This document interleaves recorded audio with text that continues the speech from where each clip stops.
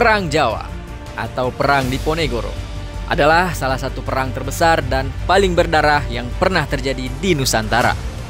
Dipimpin oleh Pangeran Diponegoro, perang ini berlangsung selama 5 tahun, dari tahun 1825 hingga 1830 dan mengguncang kekuasaan kolonial Belanda.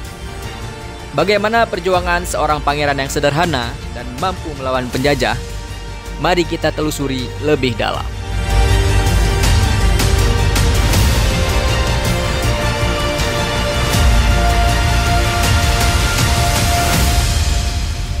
Awal abad ke-19 adalah masa sulit bagi masyarakat Jawa. Di bawah pemerintahan kolonial Belanda, masyarakat diperas dengan pajak tinggi dan kerja paksa. Ketidakadilan ini mencapai puncaknya ketika pemerintahan Belanda ingin membangun jalan melalui tanah leluhur Pangeran Diponegoro di Tegalrejo. Diponegoro yang dikenal sebagai seorang pemimpin spiritual dan seorang bangsawan Jawa tidak tinggal diam.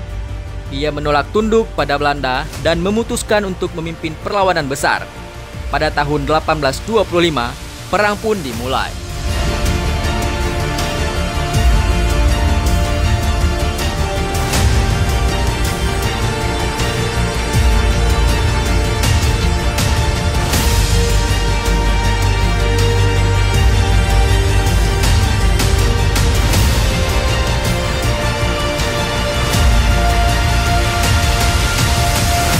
Salah satu keunggulan Diponegoro adalah kemampuannya menggunakan taktik gerilya. Ia dan pasukannya memanfaatkan lanskap Jawa, seperti pegunungan dan hutan, untuk melancarkan serangan mendadak terhadap pasukan Belanda. Diponegoro juga mendapatkan dukungan dari rakyat kecil yang rela berkorban demi kebebasan. Perang ini bukan hanya soal melawan penjajah, tapi juga perjuangan untuk mempertahankan martabat dan tanah leluhur.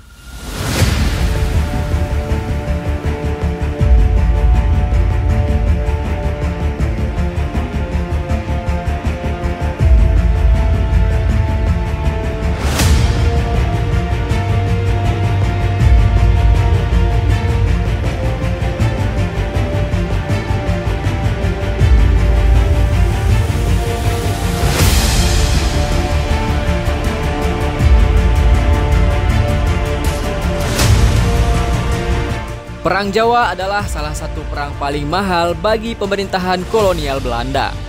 Dengan biaya yang mencapai 20 juta gulden dan lebih dari 200.000 korban jiwa di pihak rakyat Jawa. Perang ini menunjukkan betapa besarnya dampak perjuangan Diponegoro. Namun, perang ini juga menyebabkan penderitaan besar bagi rakyat. Banyak desa yang hancur, keluarga yang cerai-berai, dan rakyat yang terpaksa mengungsi. Perang ini adalah bukti nyata bahwa betapa mahalnya harga kebebasan.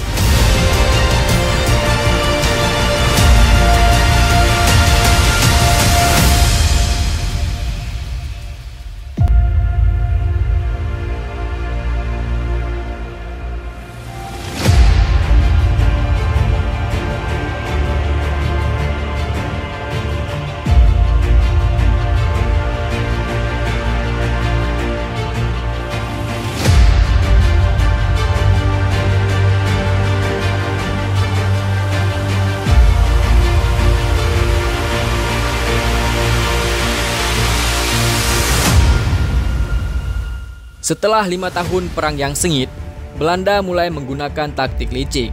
Pada tahun 1830, Pangeran Diponegoro diundang untuk melakukan perundingan damai di Magelang. Namun, perundingan itu hanyalah jebakan. Diponegoro ditangkap dan diasingkan ke Makassar hingga akhir hayatnya. Meskipun perjuangannya dihentikan secara paksa, semangat Diponegoro tetap hidup dalam jiwa bangsa Indonesia. Ia menjadi simbol perlawanan terhadap penjajahan dan penjaga identitas bangsa.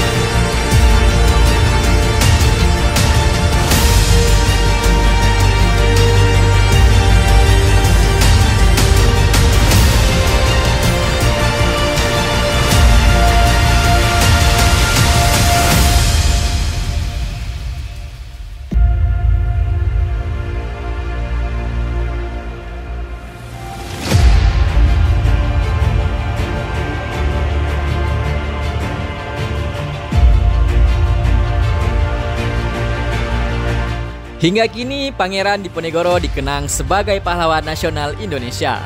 Namanya diabadikan dalam berbagai monumen, jalan, dan karya seni. Bahkan, kisah perjuangannya terus menjadi inspirasi bagi generasi muda dalam melawan ketidakadilan. Diponegoro bukan hanya seorang pemimpin perang, tapi juga seorang simbol keteguhan hati untuk mempertahankan kehormatan dan kedaulatan bangsa.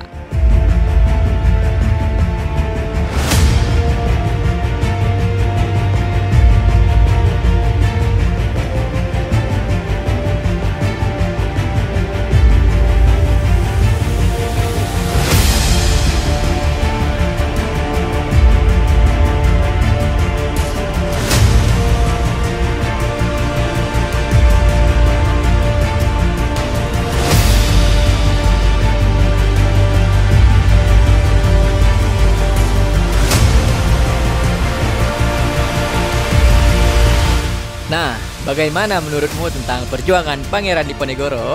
Apakah perang ini menjadi salah satu momen terbesar dalam sejarah Indonesia? Tulis pendapatmu di kolom komentar. Jangan lupa untuk like, subscribe, dan share video ini agar semakin banyak yang tahu tentang sejarah bangsa Indonesia.